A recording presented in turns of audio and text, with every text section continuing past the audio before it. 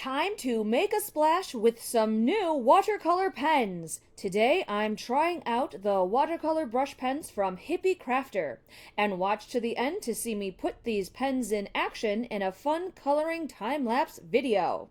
If you're new here, I'm Lisa Marie. Welcome to my studio. I've been a professional artist for over a decade, have a master's in art history, and learned the techniques of the Renaissance masters while living in Italy. Okay, so let's jump right in and open the new box of watercolor pens. And yes, I got their painter's tape too. Kind of a bonus buy. I always need painter tape and look for a good brand. Hippie Crafter actually has a lot of art and craft products, but today I'm focusing mostly on the watercolor pens. These new pens at first look seem very bright. This is the set of 25. They also offer a set of 50.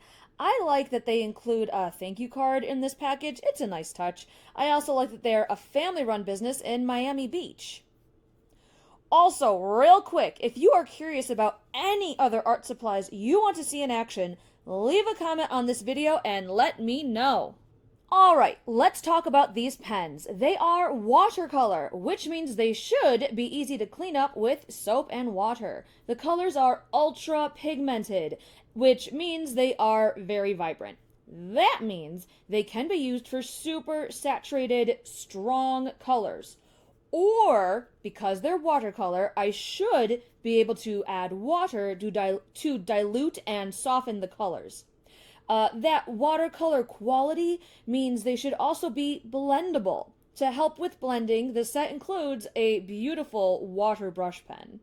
Also, the pens are two-sided. One side is a brush shape, so more like a paintbrush. The other side is a fine marker shape.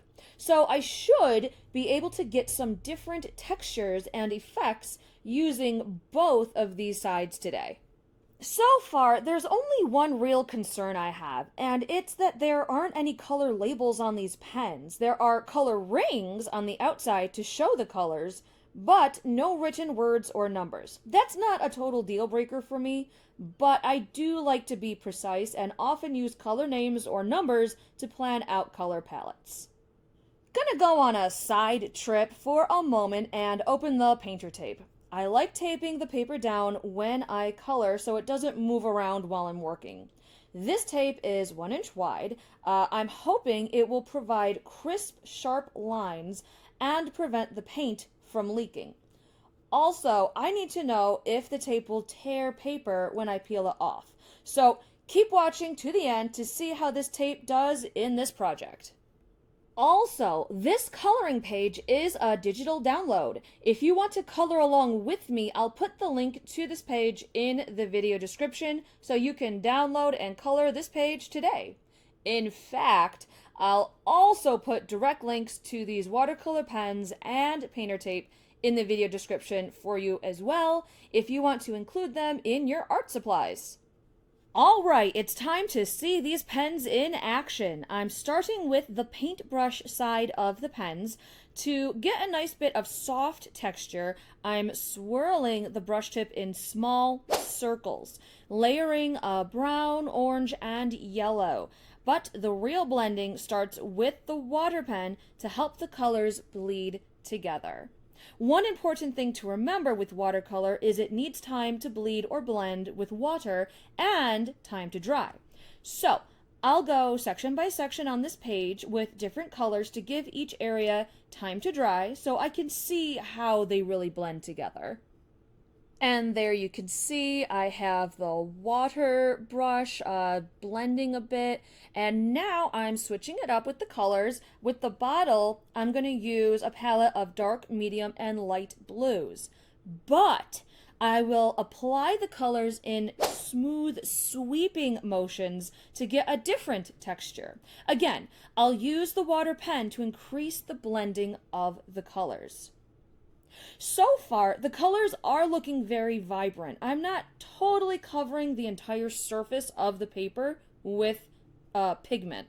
With watercolor, it's important to let the white of the paper show through as the lighter coloring. And that's what I'm doing here. You can see I'm not totally covering all of the paper. I'm going to let the white of the paper show, and there's the water pen coming in to really enhance that blending effect. Blending, blending, lots of water, lots of smooth motions with that water pen, just trying to get a nice consistent feel. Then I'm going to switch it up again. On that branch, I'm testing a different texture. Short, small strokes of color in lines with the brush tip.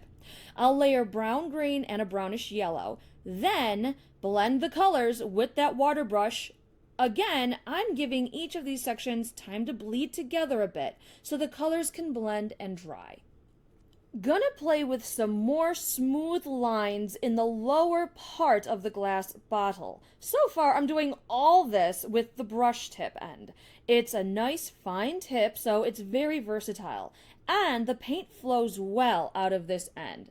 So far, I'm really liking the way it looks, and I'm loving the way that water pen is blending everything together. This is really fun exercise to do.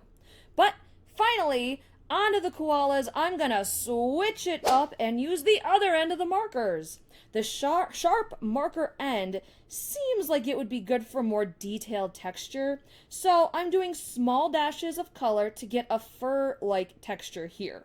Using the same dark, medium, and light blues that I used in the bottle, plus that brownish yellow for a bit of warmth. Because I'm using the marker end with a different texture, I'm very curious to see how the colors blend with the water brush when I start adding water to all of this. So here you can just see I'm adding a ton of texture lines, just really layering them together, the dark, medium, and light blue. This is all about playing with that other end of the marker. I really want a lot of different dashes of color just to get that different texture feel. We did a lot with that paintbrush end of the marker. It's really time to mix it up here and have fun before I add water to see how it all blends together. Also, with the marker tip, I'm going to try another type of texture with stippling in the cork. So that means I'm adding lots of little dots to add another look to that cork. Since I gave it time to dry, those dots shouldn't blend too much. And finally, the background. Here, I'm going heavy with pigment and water. I'm putting down heavy strokes of color, then I'm going to squeeze the water brush to get lots of water on that paper. This should increase color bleeding. I want to see how the paint reacts to an insane amount of water. All this extra water will also test the painter tape. I want to see how it handles all this water soaking into the paper. Okay, with all that water, I need to wait a few minutes to let everything dry. Welp, there's the final image. These watercolor pens definitely have strong colors. They blend well, lots of potential for different textures. My only complaint is the lack of color labels on the pens. As for the tape, it is great. Nice, smooth lines, didn't warp at all with all that water, and it didn't tear the paper. Okay, that's it for today. If you want to learn about more art tools, go check out my playlist all about art supplies. And be sure to subscribe to my channel so you don't miss the next video. Until next time, stay creative!